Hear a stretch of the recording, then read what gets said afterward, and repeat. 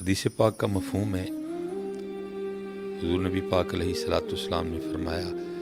سیأتی زمان علی امتی یحبون خمسا وینسون خمسا۔ فرمایا مفہوم مبارک ہے، ایک وقت آئے گا کہ میری امت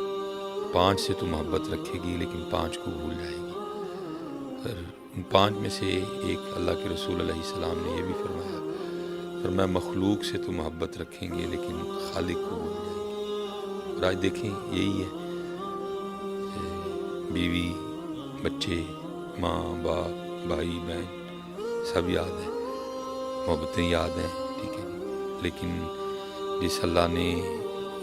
یہ وجود بخشا، ٹھیک ہے جی، جس اللہ نے ماں، جس اللہ نے باپ، جس اللہ نے بیوی، جس اللہ نے بچہ دیا، وہ بھول گیا، ٹھیک ہے جی۔ آج سب کو پتہ ہے کہ گاجر کھانے سے خون بنتا ہے، بچہ آپ کو بتائے گا، لیکن یہ بھول گیا کہ گاجر میں یہ طاقت پیدا کس نے کی ہے، ٹھیک ہے۔ ایک عام سا بندہ بھی آپ کو بتائے گا کہ جی سیب کا مربع کھاؤ دل کو طاقت ملتی ہے، لیکن یہ بھول گیا کہ سیب میں یہ طاقت رکھی کس نے ہے۔ اور اللہ کے رسول علیہ السلام نے پہلے فرمایا تھا کہ ایک وقت آئے گا مخلوق سے تو محبت کریں گے لیکن خالق کو بھول جائیں گے۔ کم و بیش 19 سال ہو گئے یہ ڈیوٹی کرتے ہوئے، اور جہاں تک میں نے دیکھا ہے، شاید آپ نے دیکھا ہو لیکن میرے نہیں کبھی دیکھنے میں آیا، کوئی ایسی محفل نہیں کہ جہاں خود ہی ماں کی شان میں شعر نہیں پڑھا جاتا، اور اگر کسی محفل میں نہ بھی پڑھا جائے تو کوئی نہ کوئی بندہ اٹھ کے فرمائش کر دیتا ہے کہ جی ذرا 2 شعر ماں کی شان میں۔ تو کم و بیش 19 سال ہو گئے انہی محفل میں آتے جاتے، اسٹیجوں پہ بیٹھتے، اور میں نے کبھی آج تک نہیں دیکھا کہ کسی نے اٹھ کے یہ بھی فرمائش کی ہو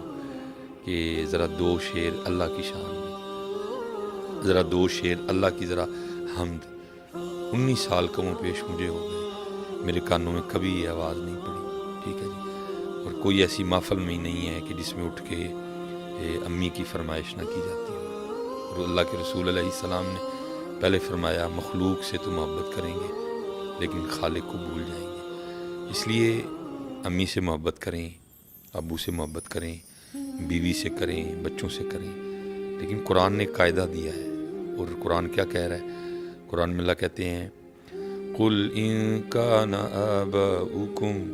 وَأَبْنَاؤُكُمْ، ٹھیک ہے، یہ کریں محبت، قرآن کہہ رہا ہے، ٹھیک ہے، آپ اپنے آباء و اجداد سے محبت کریں، اپنے بیٹوں سے محبت کریں، وَإِخْوَانُكُمْ، ٹھیک ہے بھائی، وَأَزْوَاجُكُمْ بیوی، وَعَشِيرَتُكُمْ پورا کنبہ، وَأَمْوَالٌ اقْتَرَفْتُمُوهَا وَتِجَارَةٌ تَخْشَوْنَ كَسَادَهَا وَمَسَاكِنُ تَرْضَوْنَهَا، ٹھیک ہے جی، مکان تک کا نام لیا، اور سب کا نام لے کے پھر آگے قرآن کریم میں اللہ کیا فرما رہے ہیں؟ فرمایا احب الیکم من اللہ، فرمایا ان سب سے محبت کرو، لیکن کرو اس انداز سے کہ اللہ اور اللہ کے رسول سے ان کی جو محبت ہے وہ کم ہو، اور اللہ اور اللہ کے رسول سے محبت زیادہ ہو۔ قرآن نے کلیہ دے دیا، منع نہیں کیا، ٹھیک ہے، وبالوالدین احسانا وبالوالدین احسانا ان اشکر لی ولوالدیک، کہا کہ محبت کرو، لیکن پھر آگے کیا کہا؟ کرو محبت لیکن اللہ سے کم، جی، احب الیکم من اللہ، اللہ سے کم، احب الیکم من اللہ ورسولہ، اللہ اور اللہ کے رسول سے کم۔ قرآن تو برابری کی اجازت بھی نہیں دے رہا کہ جتنی امی سے اتنی اللہ سے، جتنی اب میرا دل بھی نہیں کر رہا کہ میں یہ موازنے اور میں یہ کروں، میرا دل بھی نہیں کر رہا، لیکن بس سمجھانے کے لیے بول رہا ہوں کہ قرآن اس کی بھی اجازت نہیں دیتا کہ جتنی بیٹے سے اتنی اللہ سے، جتنی بیوی سے اتنی اللہ سے، کہا نہیں، اللہ سے ان سے زیادہ کرنی ہے، اللہ اور اللہ کے رسول سے ان سے زیادہ کرنی ہے۔ لیکن ذرا دیکھیں ہاں کہ ہم کدھر کھڑے ہیں، کم و بیش 19 سال ہونے کو آئے،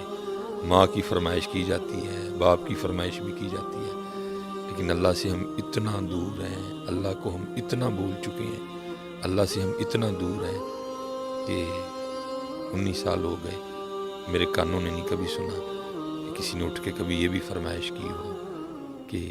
بھائی 2 شعر ذرا اللہ کی شان میں ہیں. دیکھو نا قرآن